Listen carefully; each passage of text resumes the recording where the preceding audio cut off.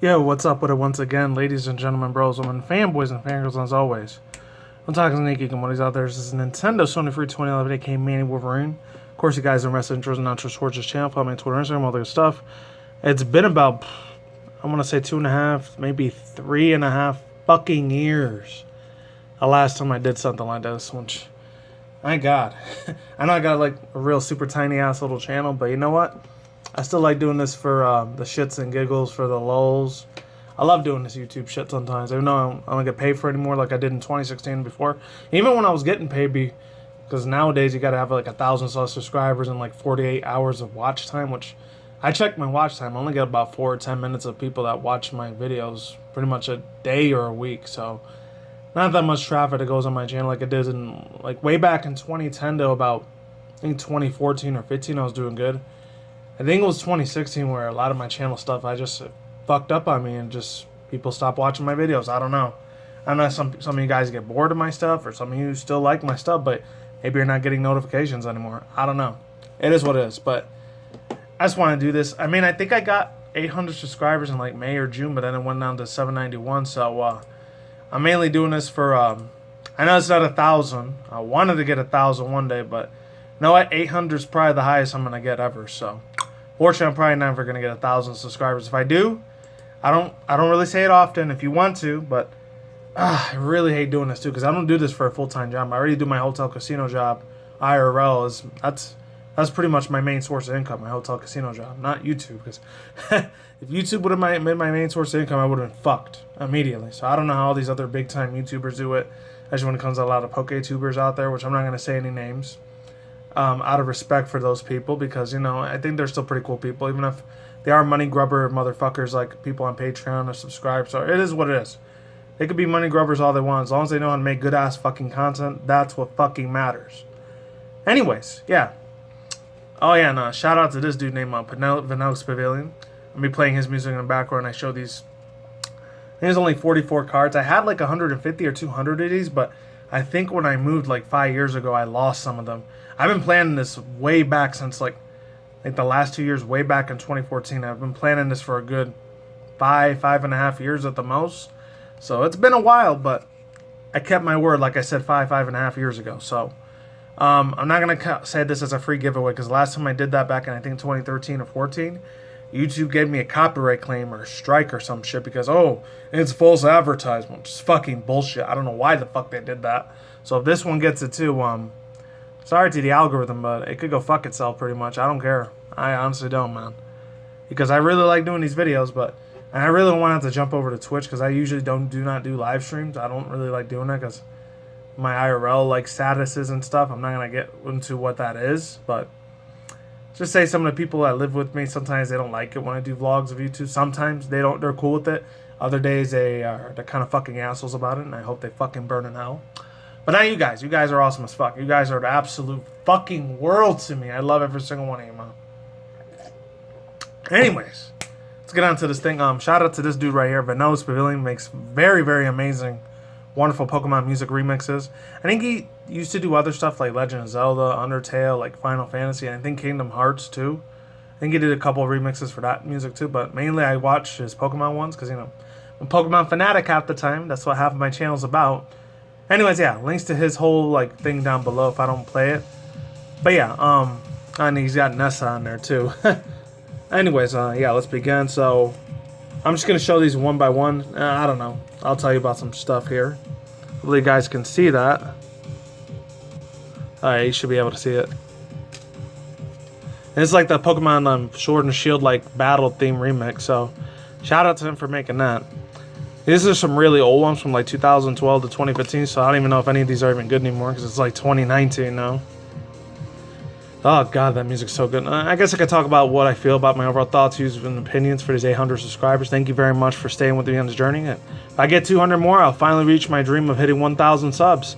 I know that's a real tiny level, but way back in 2008, early 2009 when I first started, not in this channel, on my older channel, my Criticism Guy channel, that was just a dream of mine to hit 1,000 subs. I don't know why, but I know it's not 100,000 or a million or 10 million. Like nowadays, that's like the highest fucking subscriber count people want, especially people that do YouTube for a full-time job, which thank God that I don't, because this website shuts down, a lot of those people are either going to be homeless or very financially screwed. So thank God this isn't my full-time job. But then again, my IRL casino hotel job that I do, I could get laid off anytime too. So whether that wasn't my job or not, I could still be screwed either way. So yeah.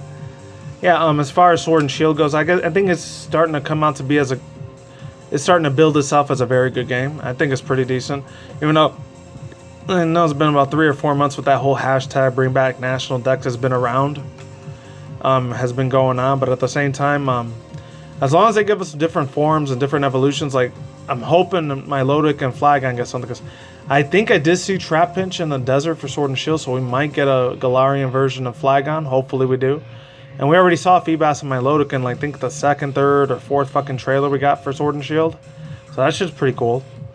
So there's that.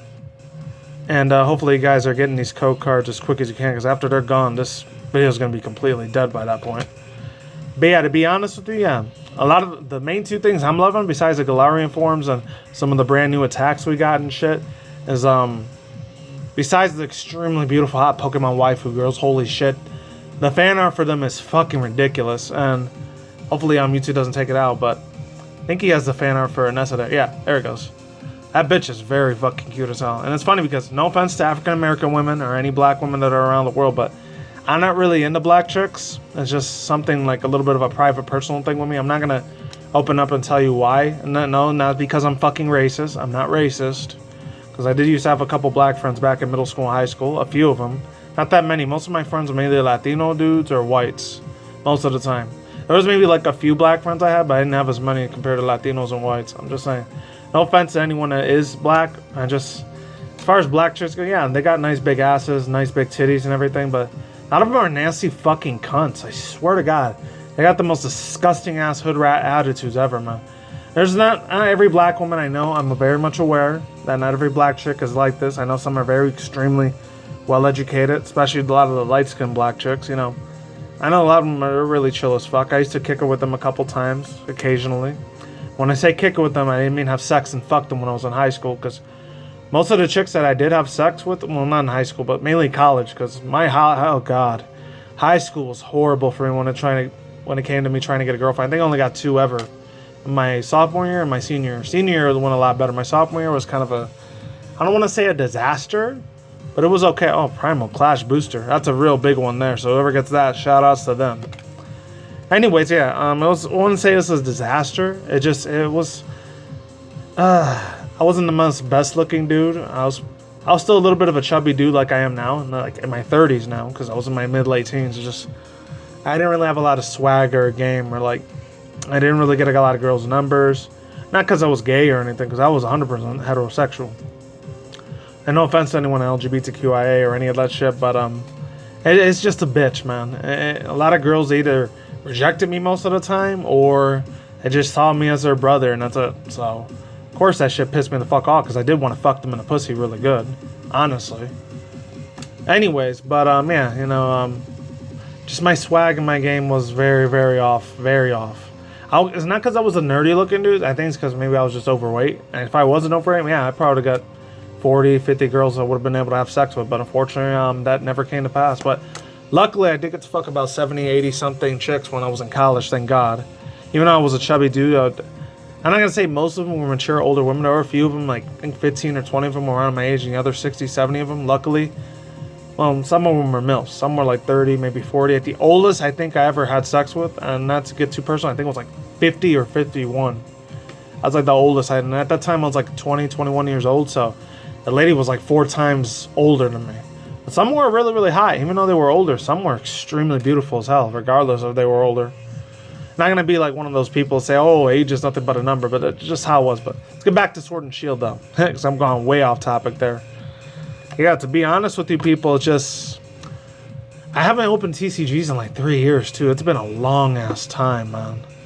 I think it's because I've been financially a little bit, not unstable per se. It just, you know, money gets tight sometimes. Other times it gets a little loose. Other times it gets a little tight. Especially with my chat and breezes. Next month, by the way, which is probably going to be this month by the time you're watching it, it'll be September. I'm going to go back to doing chat and breezes again because it'll be 80, 90 degrees out here. If any people are brand new to my channel, Right now I'm currently living out in Vegas, Las Vegas, Nevada. I'm not going to say it's only one of the most family-friendly places to be at, because some people in this town, it could be absolute fucking assholes. I mean, it's kind of like that way in every state. You're going to get fucking assholes in some places, and other places you'll have real cool people. It just is what it is. Alright, I'm going to change that one up a little bit, because, oh my god. Oh man. I really hope I don't get a copyright claim for, sexuality or anything, because he didn't. And Vanillix Pavilion didn't. Hopefully I don't either. Boost another one for you guys. Oh man. Champion Lance. I'm not gonna lie, Lance was cool, but he wasn't like the best Elite Four. I think my favorite Elite Four Pokemon champion was probably between Cynthia and... I'm trying to think of something else. Hold on. It was Cynthia and then it was something else. Fuck, I don't remember what it fucking was. Who's that other trainer? Not trainer, champion. Real beautiful shit there. Shout out to Vanillix, man. That dude is a scholar and a gentleman when it comes to this fucking music remixes. And a bunch of other people too. I know he's not the only one who makes Pokemon remixes. There's like 1,000 other people that do it as well. I'm not gonna lie, this shit... I don't even know what the fuck I was talking about. To be honest with you, oh man. Yeah, I was talking about, having sex with all the women and shit. Pokemon Fates. That's what I was talking about. I don't even remember what the fuck I was talking about now. I fucking lost my train of thought. Oh, the favorite champions. Besides Cynthia? Let's see, I don't remember who Gen 6 was. Oh yeah, it was that chick Diantha. I wasn't crazy about her. And then there was Professor Kukui. He was cool. He wasn't the best person, but he was alright. It was probably between Cynthia and... probably Gary Oak from Gen 1 from Red, Blue, and Yellow. Yeah, so Cynthia and Gary Oak were probably my two favorite Elite Four champions. And everyone else, they were okay, but they didn't measure compared to Gary, aka Blue and Green, whoever you wanted to talk about him, and Cynthia. Those are like the coolest fucking Elite Four champions ever. Everyone else was cool. They were okay, but they didn't have a sense of nostalgia with me like those two did. And that doesn't make me a Gen 1 because Gary and Red are cool. I'm just saying, just putting it out there. And as far as Sword and Shield goes, like I said, hopefully we get more Galarian forms. I know, hopefully we still do get something for Galarian Farfetch and Galarian Lapras, or maybe Gigantamax versions of them. I'm hoping to God we get something like that, because if we don't, I'll be a little fucking sad. Farfetch for the past 22 years in the United States and then 23 years in Japan, because remember, the games came out in 1996 in Japan and 1997 out here in the US, so 8-year-old little me loved it. Absolutely loved it, but I didn't get a chance to play it till literally the year 2000. By the time I was 11, which fun fact, Pokemon Silver, the original one, was actually my first Pokemon game I ever got. It wasn't actually Red, Blue, or Yellow. Then Yellow, forgot if Yellow or Blue was my second one I actually did a playthrough for way back in the days, before YouTube existed, by the way, and before social media in general. But yeah, other than that, that's all I gotta say for now. There's these last few codes here. The only two I'm really feeling right now are my favorite Pokemon are Duralagon right now in Gen 8 and Corviknight. Oh man, hopefully Corviknight has a 2-stage evolution, not just a solo stage. And same with Duralagon. He's gotta because I know they said he was the rival for Tyranitar, and we already know Larvitar evolves into Pupitar, into Tyranitar, into Mega Tyranitar, but there's not gonna be Megas in this version, which is gonna be weird, but fuck it, I'll take it. Hopefully Duralagon has a 2-stage evolution too. He has a little baby form, and he has a middle stage, and then he evolves into Duralagon. Because if he just stays like that, I don't want him to suffer the same way Dredagon did from Gen 5 Black and White 1 and 2. That fucking sucks ass if he ends up being Dredagon. But that's all I gotta say for now. And here goes the last two codes here, and that's it. So I don't know if I'll ever come back to this shit, because this sucks up a lot of my money. I don't get sponsorship like how big, giant TCG YouTubers like Primetime Pokemon, I don't know if he's still around, or Super Duper Danny, or Unlisted Leaf. I'm not big channels like they are. I don't become a sellout and just get a whole bunch of Pokemon TCG cards free. If I was able to do that, I would do a bunch of TCG on this channel for sure. But fortunately, that's it. Oh, and fun fact, if any of you guys stood here to the end, I'm at 12,000 software sets for Pokemon Ultra Sun Articuno, which is funny because in Pokemon Ultra Moon, it only took me 5,200 or 5,400 software sets. This one for Ultra Sun is being a very fucking bitch for me to get as a shiny. I'm at almost 12,000 software sets of this thing. Compared to other people that took 32, 50,000, but that was Generation 2, 3, 4, and 5. Because by the time Gen 6 came out, it went from 8,192 as the over odds to like 4,096, or I think it was 4,098. It's one of those two. I rounded up to 4,100 in my opinion. That's all I gotta say for now. I'm out. Peace out once again. Ladies and gentlemen, bros, women, fanboys, and fangirls, and of course, as always, so talk to Dinky Bondies out there. I'll see you when I see you. Guys, have a good day, have a good night, wherever you're in the universe out there.